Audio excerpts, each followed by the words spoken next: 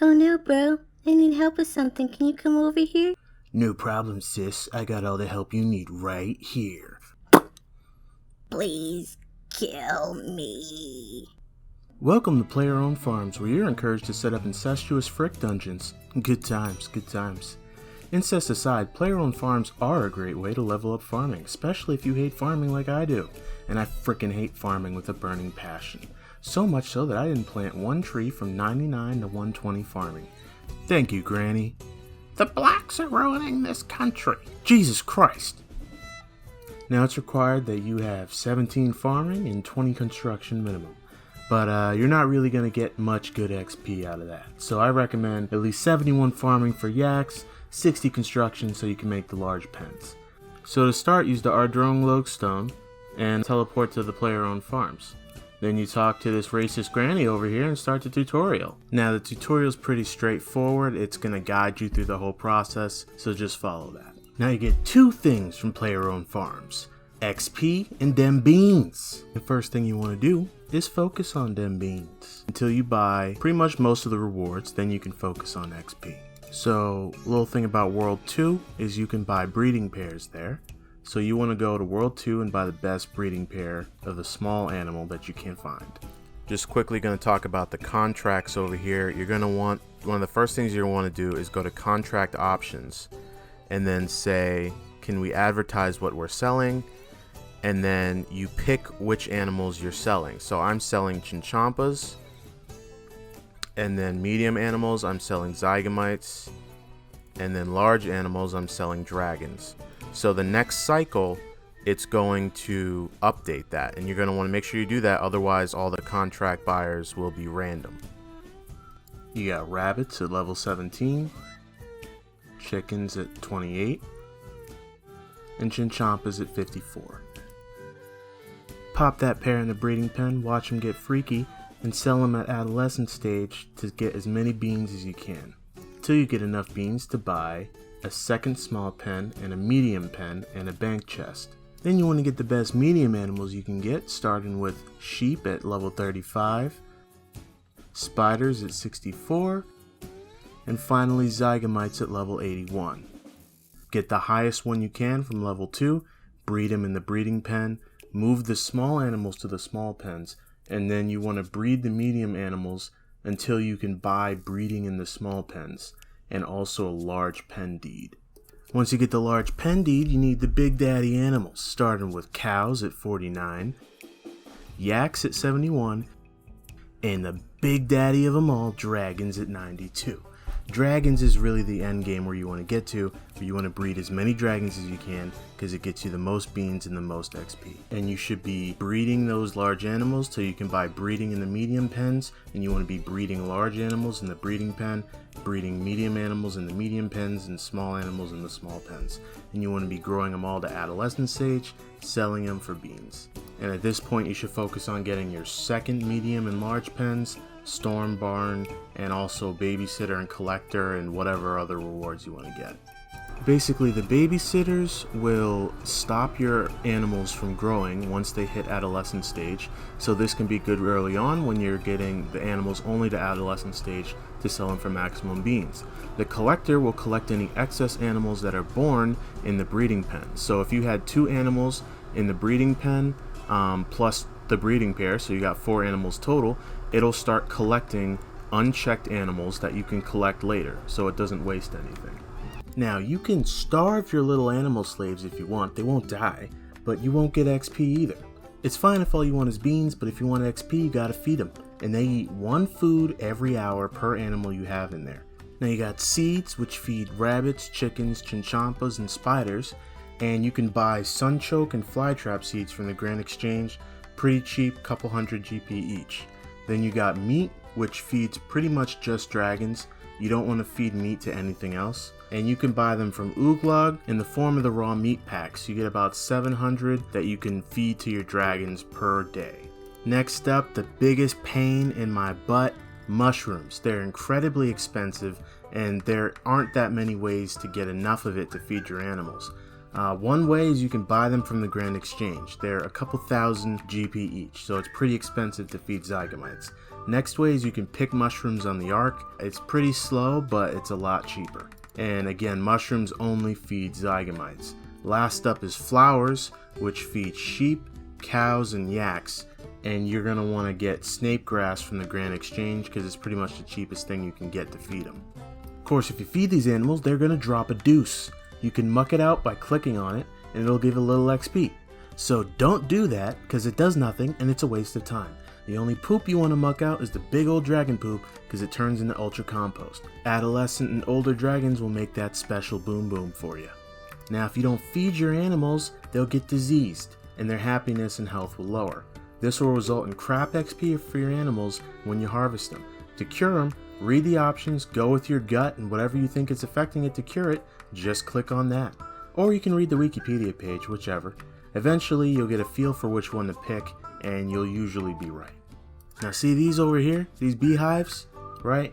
They make stuff to raise your animal's health and happiness. You can feed them and they'll raise it up about 10% at a time. In other words, it's completely useless. Just keep your animals fed and they'll be 100 in health and happiness all the time. If they fall below, you can leave them for a day with food in there and they'll eat and be back up to 100%. Don't bother with these. It just takes a while. It's a waste of time. You have to feed them too many. It's stupid. Now the best way to get beans is selling your animals as soon as they hit adolescent stage. And the best way to get XP is to sell your animals at elder stage. I recommend getting maximum beans until you get most of the rewards, then you can focus on the XP. Now before I recommended buying the highest level of animals you can breed. The only reason you wouldn't do this is if you're a nerd and you care about the breeding log. Now here you can see the breeding log, all of the things. Once you get all of the things, you get this fancy title. That's pretty much it. If you want the title, then you're going to have to breed all the animals, including the shiny animals. The shiny animals are a pain in the butt. The best way to have shiny animals is to have breeding pairs with sparkling, radiant, and glistening traits on them. Having both animals with as many of these traits at once will give you the best chance to get that shiny animal. You can use a trait reroller and waste thousands of beans trying to get these if you're that intent on it. Likewise, you're going to want to get that seasonalizer if you're going on that breeding log. It lets you breed all of the types of spiders and sheep by artificially changing the season of your farm. Of course, there's one exception to the breeding shiny pairs, and that's the dragons. The only way you can get a shiny dragon is if you have a breeding pair with all three breaths. So for example, I have this one breeding pair that one of them has shock breath, glistening, radiant, and the other one has poisonous breath, frost breath, and radiant. As long as there's poisonous breath, frost breath, and shock breath, you will be able to breed a shiny dragon. Adding glistening and radiant on there will give you a higher chance to breed that dragon. One tip for farming XP is to use farming urns when you're gathering your produce and your XP from your animals.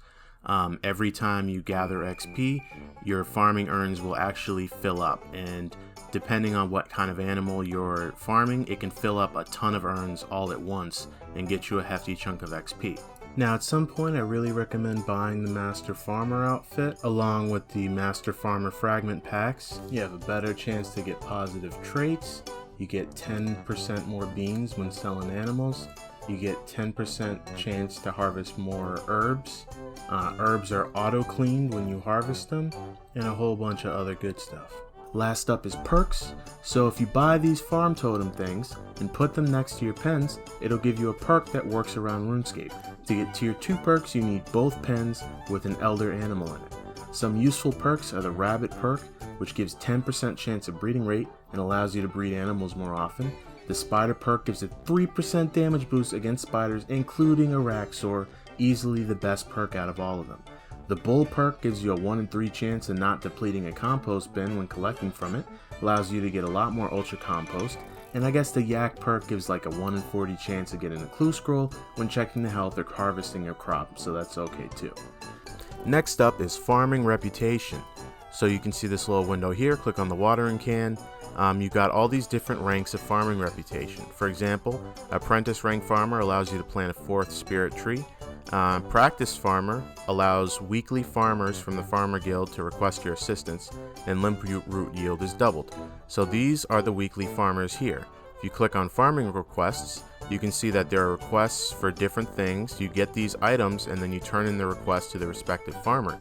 Turning in easy requests grants you 2,750 reputation, medium requests 5,500 reputation, and hard requests give you 13,750 reputation.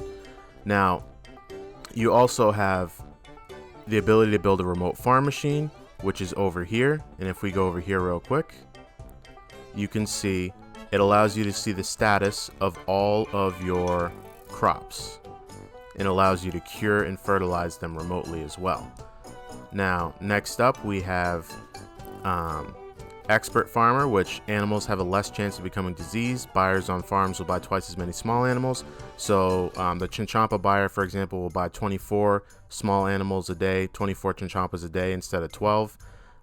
Bloodwood Tree can be grown at Master Farmer rank, and buyers on farms will buy twice as many medium animals. The Bloodwood Tree is actually grown in the patch over here, and it's done automatically when you reach the rank. You have to leave the farm and come back though once you reach the rank.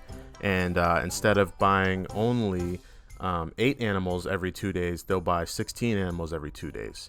And then we have Master Farmer, which gives a 5% chance of increased shiny animal being born, and buyers on farms will buy twice as many large animals, so every 3 days they'll buy 12 animals instead of 6. And then we have Grandmaster Farmers, where all animals sell for 10% more beans. Now, as far as XP, you get roughly 0.1 farming reputation for every 2 experience you get. And you do get that for doing checking the health of your animals. So your farming reputation will grow as you do player-owned farms. Endgame, you're probably going to want 2 dragons in the breeding pen, a pair of dragons in one of the large pens, 2 Zygomites breeding in the medium pen, 2 Chinchompas breeding in each small pen, and growing everything to Elder for maximum XP, because at this point you'll probably have all the rewards and you just want to get 120 farming. If the large pens get full, you can remove the breeding pair out of the large pen and put more of the children dragons in there. Same thing with the small pen. If the small pens get full, you can remove the breeding pair, add a couple of extra children in there, and then sell the animals when they get to the elder stage. This can easily get you millions of XP per week and have you on your way to 120 farm. Give that like button some love, and if you found the video helpful, and subscribe with the notification bell for more content.